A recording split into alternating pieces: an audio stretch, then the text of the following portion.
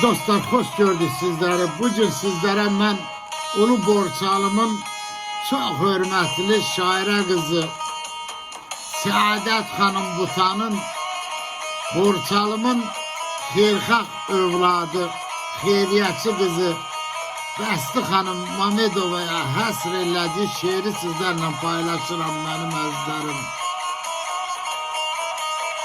Saadet Hanım yazır ki, dağların havası, gülü, çiçeği, ömür gün mənası, ay Bəsti Hanım.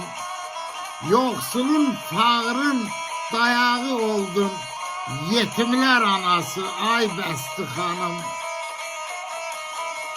Sen ki ağlığını qardan almışsan, yanağın rengini nardan almışsan, söyle şirinliği hardan almışsan, göllerin sonası, ay Bəsti Hanım.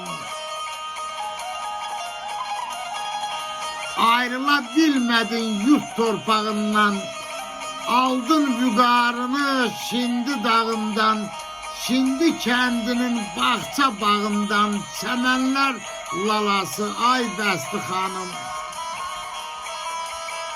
Ben gezip dolandım koca dünyanı, gördüm yaxşılıktı yaxşılık hanı, sevdim Borçalını, Azerbaycan'ı, yurdun divanesi, ay Bəsti Hanım.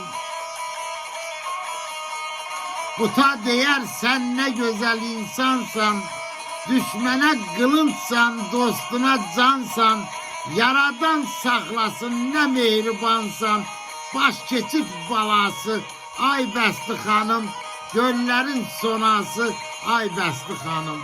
Sağ olun dostlar.